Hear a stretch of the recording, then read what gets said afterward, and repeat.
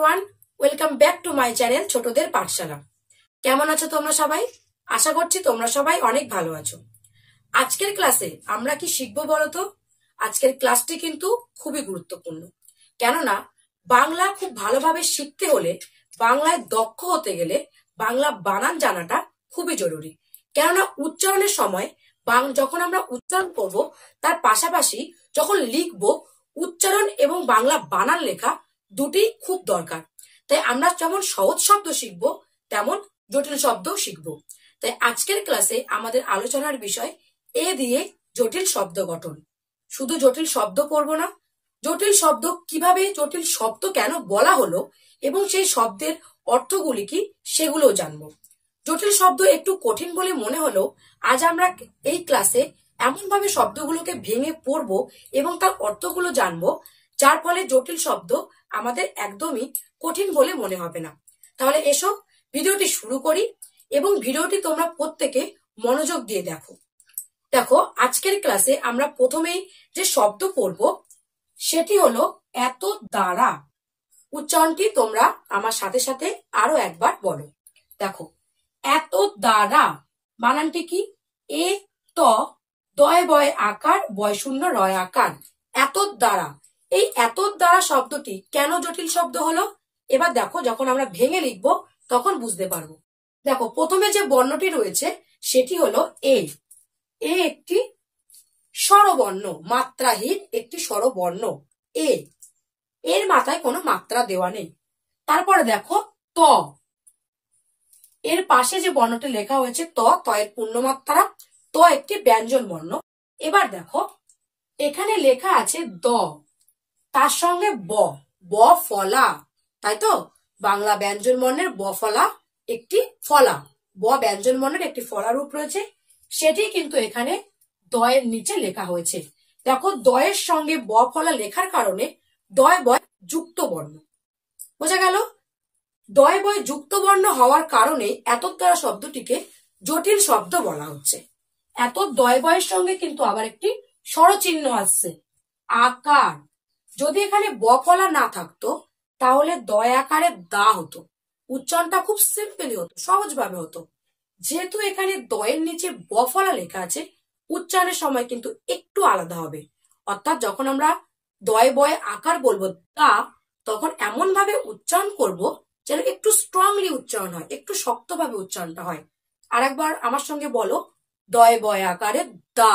দেখো, যখন আমরা দা বলছি, দটা একটু অন্যরকম শোনাচ্ছে, সিম্পলি কিন্তু দা হচ্ছে না, দা। বোঝা গেল? তাহলে দয় বয় আকারে দা, তার সঙ্গে কি লেখা আছে?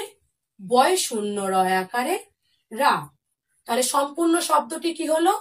এত দ্বারা। এই এত দ্বারা শব্দটি আমরা কোন ক্ষেত্রে ব্যবহার করি?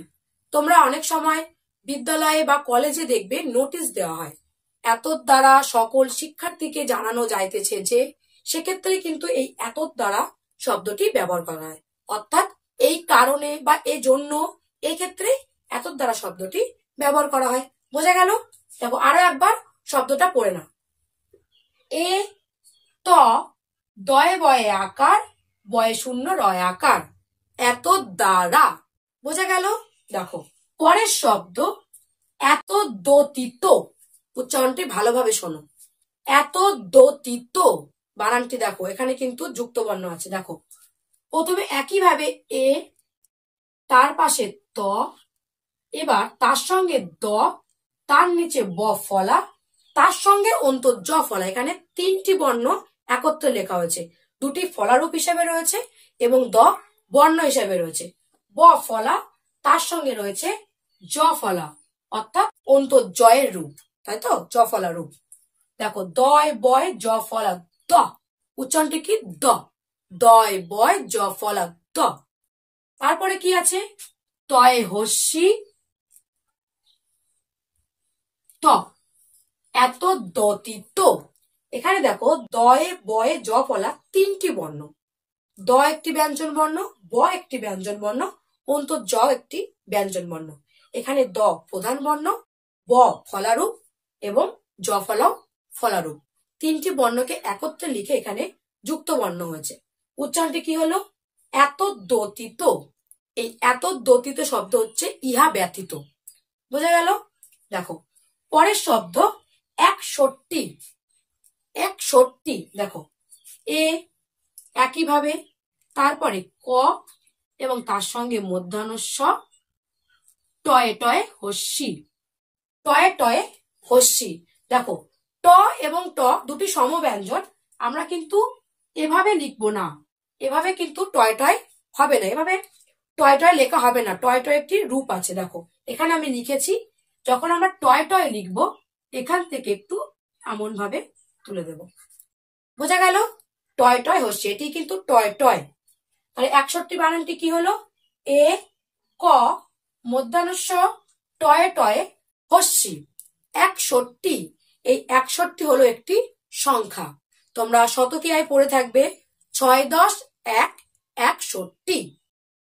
তারপরে দেখো 51।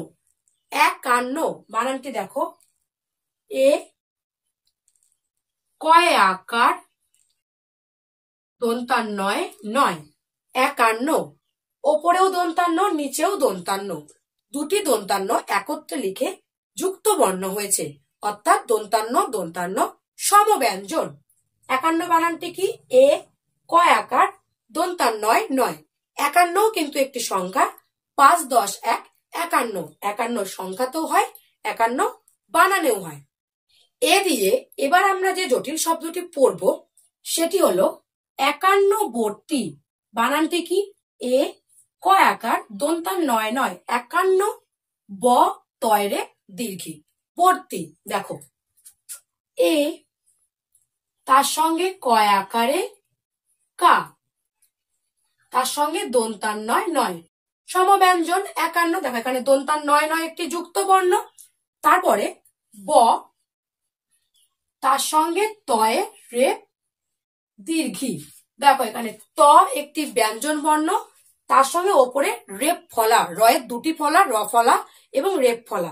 এখানে রেপ ফলা লেখা হয়েছে, তার সঙ্গে দীর্ঘিকার স্বরচিহ্নটি মিশেছে। বোঝা গেল? শব্দটি কি হলো? 51বর্তী। তোমরা হয়তো শুনে থাকবে 51বর্তী পরিবার, বা আগে 51বর্তী পরিবারে সবাই একসঙ্গে থাকতো।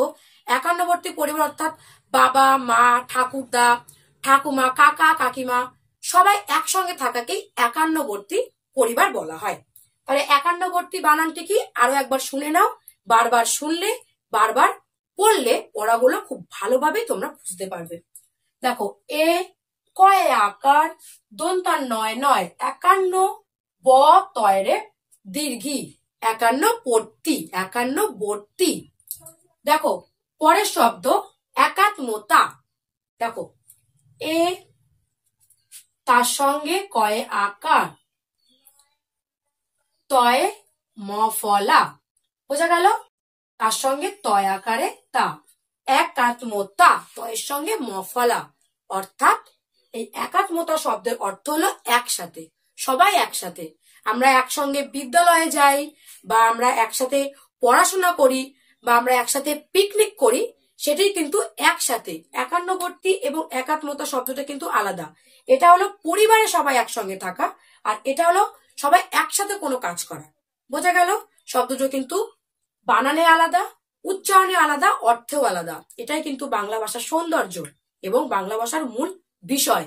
যখনই কিন্তু তাদের বানানটা আলাদা হয়ে যাবে, অর্থটা আলাদা হয়ে যাবে।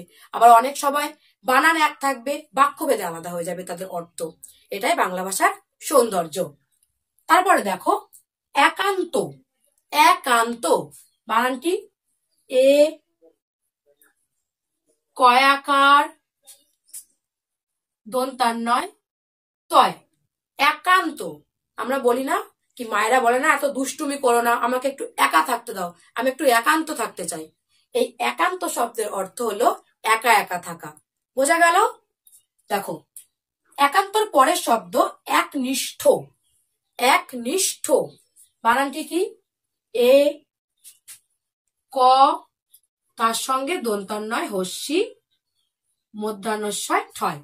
এখানে মধ্যাহ্নস্বয়ের সঙ্গে ঠ যুক্ত বর্ণ। শব্দটি কি হলো? একনিষ্ঠ। এই একনিষ্ঠ শব্দের অর্থ হলো একটি কাজে মনোযোগ দেওয়া বা মনোযোগী থাকা, যে একটি কাজের প্রতি সে কর্তব্যপরায়ণ। তাকেই কিন্তু বলা হয় একনিষ্ঠ। বোঝা গেল বানানটি কি? আমরা আরো একবার দেখে নিই।